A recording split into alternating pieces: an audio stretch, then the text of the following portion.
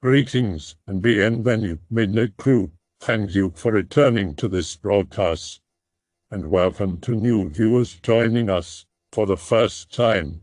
If you like a video, then feel free to subscribe. Unexplainable paranormal stories. Hey/X/. I'd like to discuss paranormal experiences you've had throughout your life. Anywhere from ghosts to aliens. Everyone's had that hair-standing moment that is just unexplainable. I want you to tell me that moment, or several moments. I have one myself that I'd like to share. 12 years old. My little sister is 6 at the time. It's about 10 on a Saturday night. We are downstairs in our den. We had another living area downstairs that me and my sister called our den. We decided to sleep out in the den and watch some movies. I sleep on the chair, and my sister sleeps on the couch. Exhausted from the day, fall asleep. Strange dream. Dream started at my friend's old church. My friend and I were getting ready to leave when a family walks out of the church, claiming they had no ride. My friend's parent walks away. My friend tells me she's going to try to give them a ride. The dream fast-forwards showing the family on the bed of my friend's dad's trunk. 3 gallows on the trunk bed. They were all standing near the gallows. The mother says, "Okay, everyone, time to hang ourselves." They pull their head through the noose. I instantly wake up. The room's black. I look towards the hall. A gray figure of the boy in my dream points to me. He groans. His clothes are ripped. I call out to my sister. She doesn't budge. I throw the covers over my head. I peek out. He's still there. He gets closer with every peek. What feels like forever. Maybe a few minutes of this. I force myself to go to sleep. I wake up with the covers on the floor. Never slept out there again. Strange things happened in that house. My mom, my sister, and I were convinced that the house was haunted. We no longer live in that house. I've never posted in a paranormal thread before, and I'm very skeptical about most of the type of shit that gets thrown around on this site, as half of it is obvious bullshit. My story is pretty long. However, I can assure you that everything I say is the honest truth as it was told to me, with no exaggeration, and it's certainly strange enough to have left me thinking about it for several years. Live in rural Australia. Brother 9 years older than myself, served in 2nd Commando Regiment. When I was 16, he came home for a few weeks, took me camping in the semi-wilderness for a few days, teaching me some of what he knew. We were always really close, and he took the protective older brother role really seriously. After a long day of walking, we set up a camp and fire in a small clearing of brush. As we're cooking some food and the sun goes down, he tells me stories of his training and his time in Afghanistan. He's not really the wary sort. He's very intelligent and compassionate, but he accepts his position. He's clearly somewhat uncomfortable, and he gradually gets through a few beers to take the edge off as the evening goes on. As he's finishing up one grisly story, he sort of trails off and mutters that he's seen some horrible things. Being inconsiderate, I press him for details, and he reluctantly shares, probably because he wanted to get it off his chest. Tells me about a mission he was on with about 12 to 14 guys. A direct action mission against a hard target in the middle of the desert. Just a few stone and sheet metal buildings among some rolling hills. Not the sort of mission they would usually do under these circumstances, but the intel came from a really reliable informant who walked in one afternoon, and they were the only special forces team prepped and in actionable range. 2 helicopters drop them off about 500 meters from the compounds and immediately take off again, just a dozen of them fighting uphill toward the compounds, against about 10 well-equipped enemy fighters in dug-in positions. One of my brother's mates eats a round through his arm, but they eventually get close to the compounds. Now here is where it gets horrible, and my brother is seemingly miles away by now, reliving the whole thing, telling me exactly what is happening. As they get closer, fire opens up on them from high ground on their left flank. The runners have got a firing position on the 4 commandos left in the midst of the compounds, and there's a vicious firefight with RPGs and machine guns going off. After about a minute of returning fire, the commandos move to take cover behind a low wall near the insurgent they'd just taken out. As bullets fly overhead, my brother catches movement out of the corner of his eye. He turns to look about 10 feet to his right, where the corpse of the black-robed fighter is slowly climbing to his knees, despite the fact he took dozens of 5.56 rounds through his torso. My brother calls out to his mates as the fighter, as slow as if he were getting out of bed in the morning, gets all the way to his feet, his back to the commandos. Assuming the guy is just addled up on adrenaline, someone puts a few bullets into him. He's completely unaffected, just stands where he is, his empty AK sort of hanging from his hand, down by his side.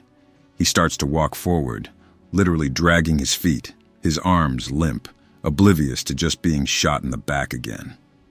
All 4 commandos now open up on the guy, spraying him with what must have been 50 to 60 rounds. My brother empties everything left in his magazine. The fighter's back is literally shredded. One of his arms is hanging by a thread below the elbow. His legs are peppered with bullet holes. Blood is just gushing like someone's poked holes in a milk carton.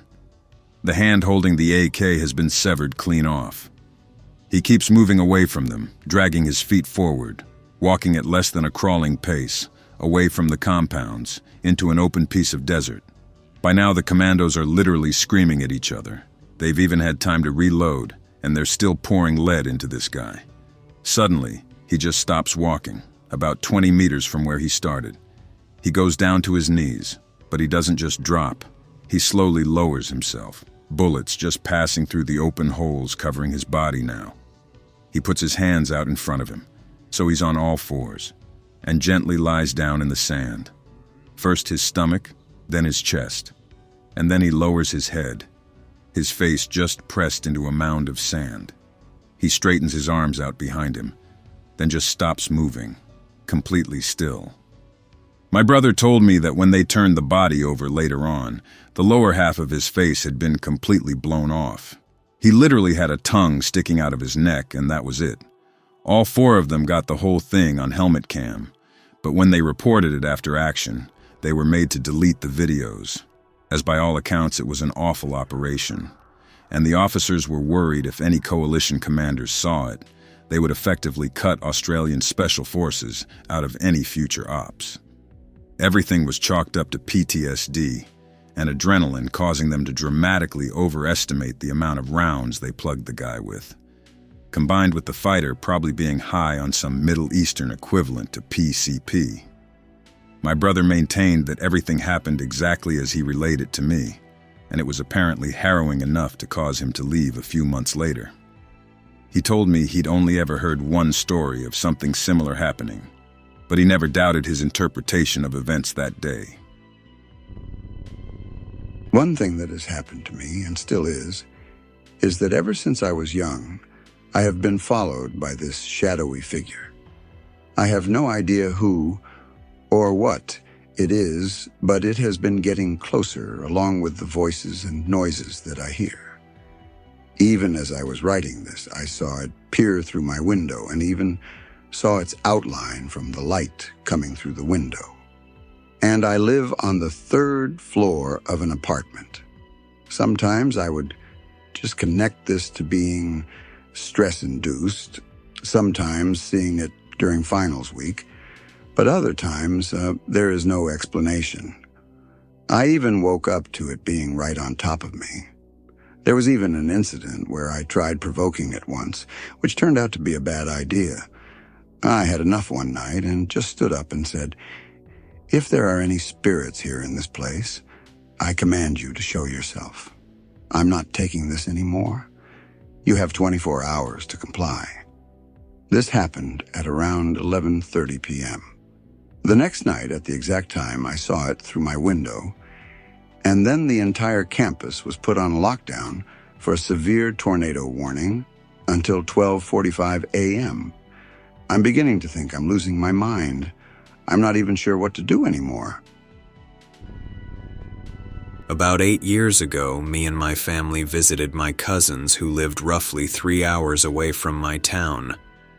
We stayed there for a few days, maybe a week or so.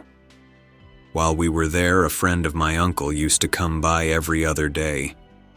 He just came, maybe had a cup of coffee and chats with my dad and my uncle and left. Nothing weird or unusual about it. He seemed like an average man, nothing special about him. He always had a purple or dark red shirt, black pants, stubble. I remember speaking to him a few times, but I don't remember what it was about. Here's where it gets creepy. A few weeks after we got home, I was riding around on my bike with my friend, when all of a sudden I see that exact man from my cousin's town step off a bus 100 meters away from my house. He had the exact same clothes, dark red shirt with black pants, same amount of stubble.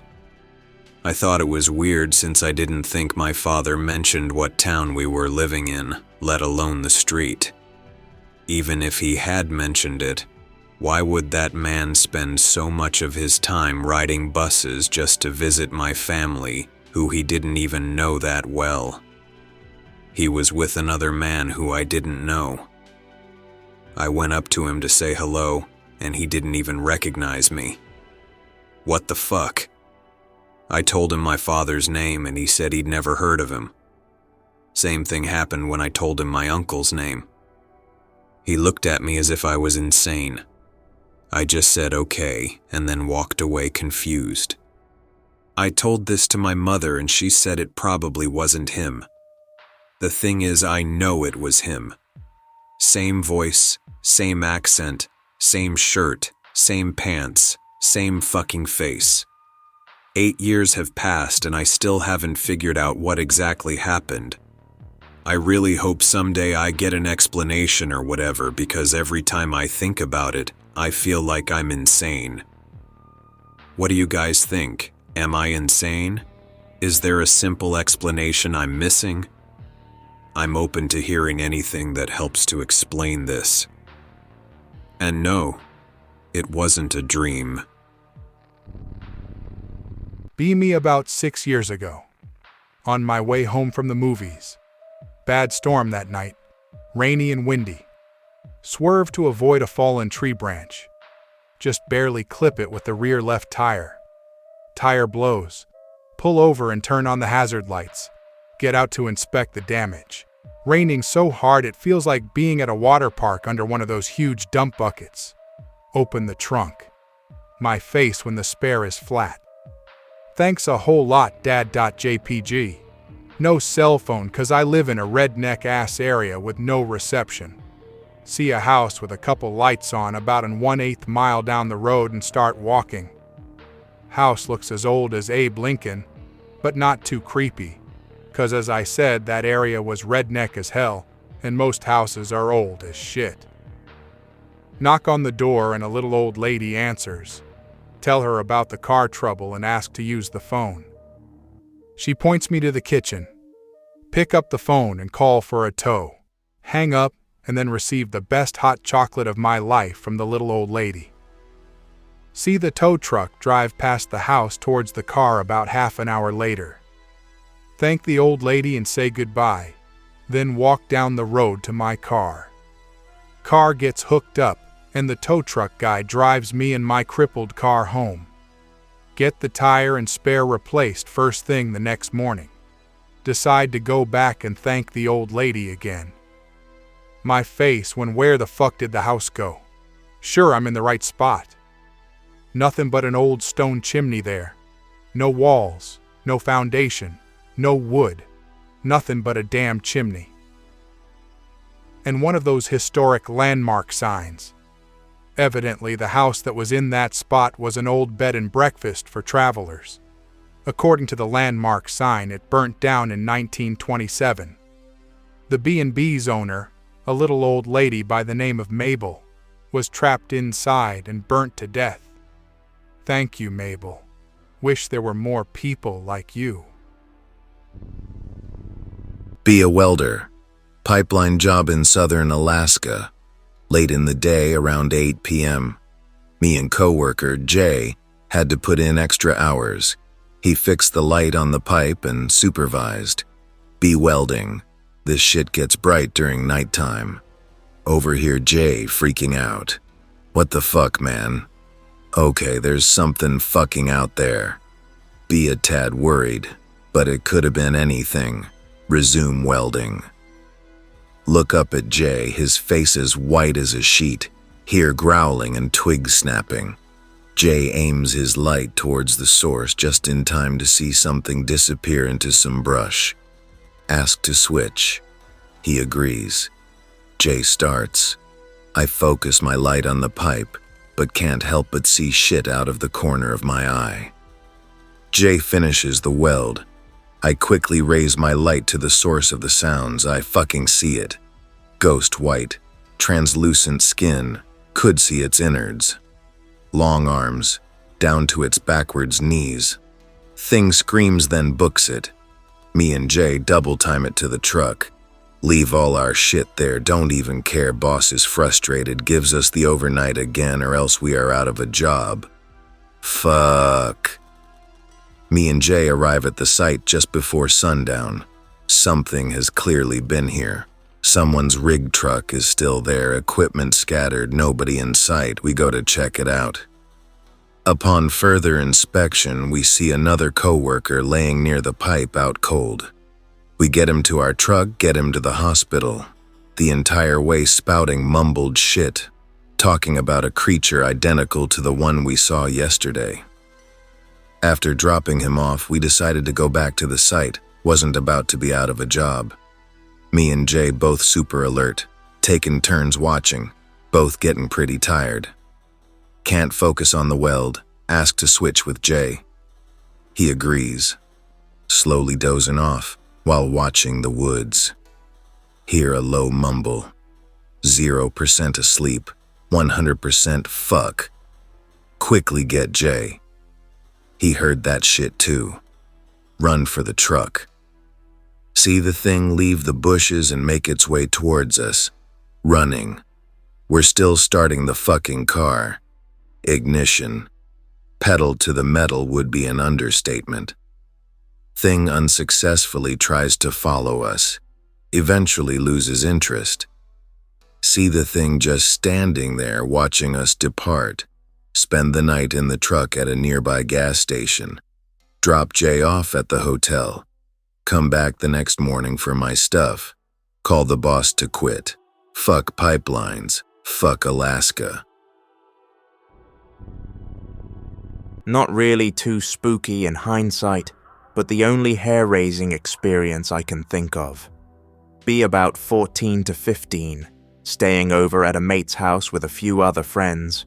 Went out walking at 1 a.m. on a Macca's run.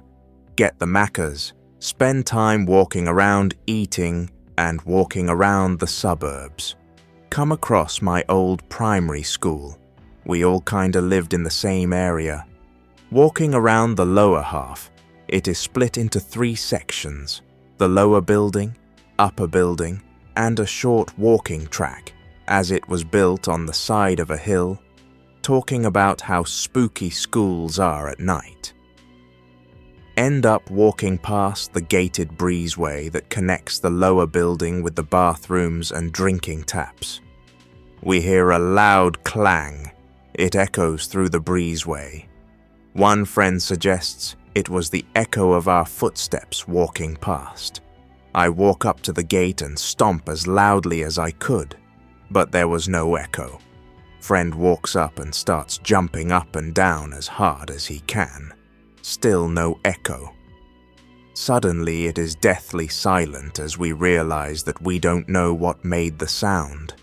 Without a word, we all book it to the other side of the school as fast as we could. Somewhere between the ages of 9 and 12, I have a horrible memory for specific years. Trying to sleep, failing and getting impatient. Open my eyes in frustration and stare at the window. That is when I see it. Internal nope, pretend to sleep. There was a shadow thing in my room at the foot of my bed, near both my closet and window. I peek, I can see it moving, as if it is turning its head and disinterestedly scanning the room. It moves in front of my window, which was lit by the orange sodium glow of a streetlight. It blocks the light. I continue to peek. I wonder where it is going. It moves towards me. All the nopes. It just walks past me. Years later, I see a picture of the Hat Man, and am shocked at how closely it resembles what I saw. I also realized this is the most boring spooky story ever, because the spook did fuck all of interest. But hey, at least you know I'm not embellishing. Another experience I had was 17, was stupid, was an ex-fil, visiting my grandmother, had a habit of taking long walks at night, mostly because I liked to exercise but hated to get hot, but also because I always thought the night felt more mysterious. On a lark, decided to lay out a general invitation for anything paranormal to accompany me on my walk, just in case any weird spiritual thing might actually both exist and be able to hear me. Pretty normal walk, kind of disappointed, but not really surprised. I wasn't really expecting anything to happen anyway. Like I said, it was a lark. On my way back, hear running from a few yards ahead of me. Look for a jogger. Nothing. Running is coming towards me. Oh shit, must be an animal. No animals in sight. The sound isn't just running, it is charging now. And it isn't charging towards me, it is charging fucking at me. Sound just abruptly stops at my feet. Look around, still nothing. Continue on back to my grandma's house. Never experienced anything before or like it since. This happens a couple times a month for the past year. Around 12 a.m. I will hear scratching at the door. Thinking it's my dog wanting in, I check it out to let her in. Open the door and nothing is there. Look around the house and notice my dog has been in the whole time. A few minutes pass and the scratching starts again. I think it will stop if I ignore it. It doesn't stop, so I get up to check it out. Open the door and there is nothing there. Hear a crash, so I hurry and shut the door. I go to the kitchen to see what the noise was, and my clock is off the wall onto the ground. My loaf of bread is opened and spread all over the place. Pop-Tarts are all over the ground. I start to pick these up, and I hear the water in the bathroom running. I go back to the bathroom, and the water is going full force, so I turn it off. The toilet oddly flushes by itself as I turn off the sink. Then I hear the kitchen sink turn on. I go back to the kitchen to turn that sink off, and everything I just picked up is on the ground again. I turn the sink off, and the scratching at the door starts up again. I just turn the TV on and try to ignore it. The scratching usually ends at 4 a.m. Like I said, this happens at least a couple times a month, and things only get worse with the sink and things being tossed around if I open the door to see what is scratching. If I ignore it, then I just have to deal with the scratching sound for 4 hours. I have a few from my childhood and one that happened about 3 years ago. I'm 30 as of this post. I will green text the early ones I didn't really think about until later in life. I was about 9 years old, in my bed getting ready for sleep. Mom always turned the lights off. No lights from the window. Always took me forever to fall asleep. Get that feeling you get when someone is looking at you. Suddenly, the end of my bed lifts up slowly, as if a large grown man is lifting it like someone lifting the end of a couch to look for something. It slams down violently after about 10 seconds. Fast forward a couple years. I walk into the bathroom and the cabinets are open. I start to take a piss and try not to look into the mirror. Mirrors in my old house used to terrify me. Ignoring the mirrors, I notice that only the top 2 cabinets are open. One is behind me, the other right above the toilet. I noticed this because I accidentally looked into the mirror. As I do, both slam as hard as possible. I get the fuck out of Dodge. After those and a few other minor things, nothing really happens for the rest of my life. I always just assumed those things were just my young mind fucking with me. I was always interested in the paranormal but never really believed in it. Until a few years ago when that changed. I moved into an apartment a town over, small, 1-bedroom, bath, kitchen, and living room together. At that time, I had no furniture or anything really, just a mat I made on the floor until I could buy a bed and my PC. I always left my front door unlocked for a female friend who would come over randomly and stay with me on occasion. I never feared anyone coming in on me or stealing my shit, especially since I didn't own anything of value then. It must have been around 9 or 10 a.m. in the morning when I woke up on my mat. I laid there lazily, and the sun was coming through the window hitting me in the face. Usually when I wake up, I get up right away. This time, though, I decide to just pull the cover over my face and laid there with my entire body under the one sheet I had. As soon as I did, I had the wind knocked out of me and felt knees, or something very hard on each side of my shoulders. I scratched for the top of the sheet to pull it off of my face. At first I thought it was just my friend messing with me, but then when I tried to pull the sheet off, something strong was holding it over my face. I tried to scream, but only my mouth would open. I was completely terrified. I had enough room to take both of my hands and make fists, and I banged at the cover 3 times, and finally on the third I came flying up like an idiot. I looked around the room quickly, jumped up and ran through my small apartment, still thinking maybe it was my friend. I threw open the front door, and nothing. I checked everywhere in the apartment. It was just me there. I've only retold this story once or twice, and each time people say it was just sleep paralysis. I know better, though. I've had that before. This was different. Whatever was on me had weight to it. It was on me. I could feel its hold on me. And that's my story. Sorry it has no real ending. Afterwards, I just tried to forget about it. I'm new to /x/ and I'm not very superstitious. But I can remember one thing that happened when I was young that I could never figure out. I'd like to share, so hear mine out. About 11 years old. Live in a trailer home with my mom and brother. I'm at the second most northern room of the trailer. Listening to music at night, staring out the window. Behind me is the doorway to my room leading out to the hallway, which had the light on. I can see the reflection of the hallway in the window since it's night out.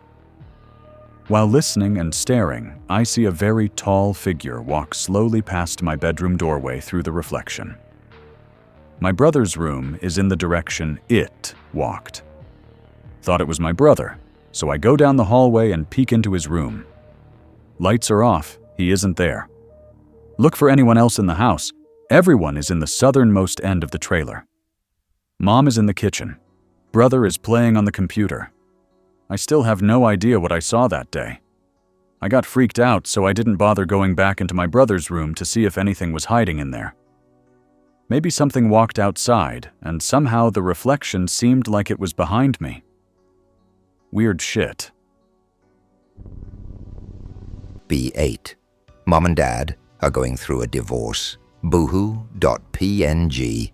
After school, Dad picks me up and drops me off at my grandparents' house until my mom gets out of work.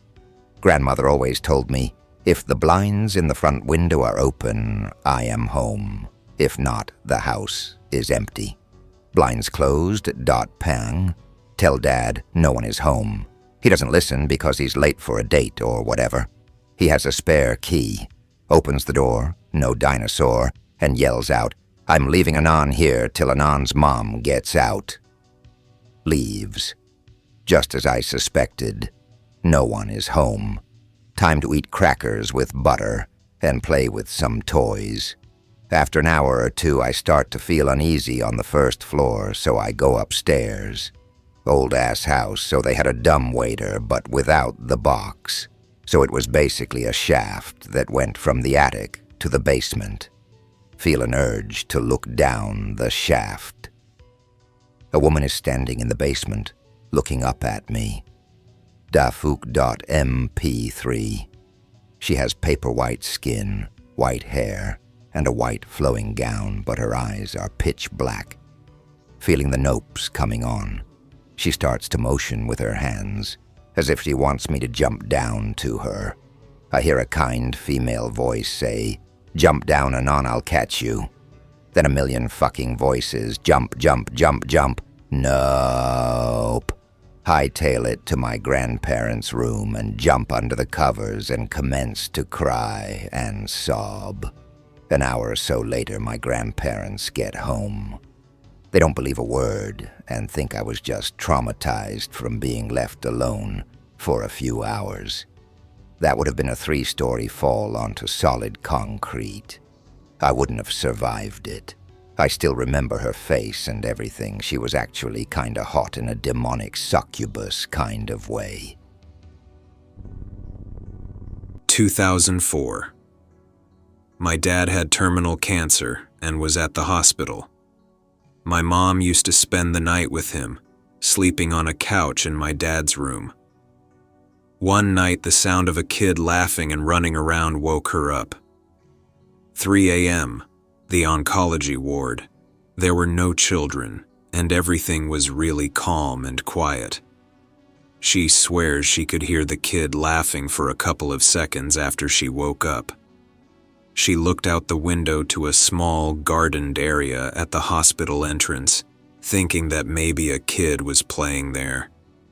Everything was quiet. No people besides a couple of guards at the entrance. Then my dad woke up. He just had a dream. He was on a sunny field full of flowers, and a 7 or 8-year-old kid asked my dad to play with him. The kid ran away and told my dad to follow him and try to catch him. My dad tried to do that in his dream, while the kid kept running far and far away, happily laughing. Then my dad woke up. Later that morning, my mom asked the nurses, but nothing, just she and my dad heard the kid. My dad passed away peacefully several days later.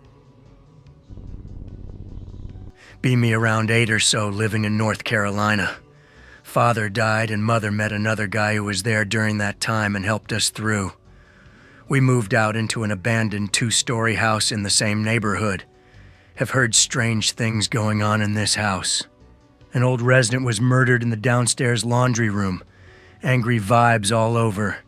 Maggots seemingly pop up overnight in the hundreds. Mother's new boyfriend ended up proposing, and we were all happy. He was practically left on the side of the road prior to meeting us by his family because he had a crack problem. Up in my room, see a white flash in the hallway. Go to look and nothing. Mother's new fiancé being home alone, taking a shower when something started banging on the door. Nothing there. One night, Mother is on the computer downstairs and sees a figure in the bathroom. Once again checks and nothing there. Fast forward a year, Mother's fiancé coming down off crack. Very, very angry and starts hitting Mother. My older brother, 14 at the time, takes a knife to try to scare off Mother's fiancé. Ends up choke slamming him against the wall, while brother is convulsing on the wall due to being nearly blacked out. Nicks his heart. Bleeds out due to accelerated heart rate upstairs. Fast forward 3 years, we now live in Washington State. A tree falls on the now once again vacant house. Later that year, a tornado levels it. I know that house was haunted and sent my mother's fiancé off in a rage that ended his life. A second life taken in that house. Sorry for crappy Greentext on mobile. Traveled to a small suburban town to live in my aunt's basement.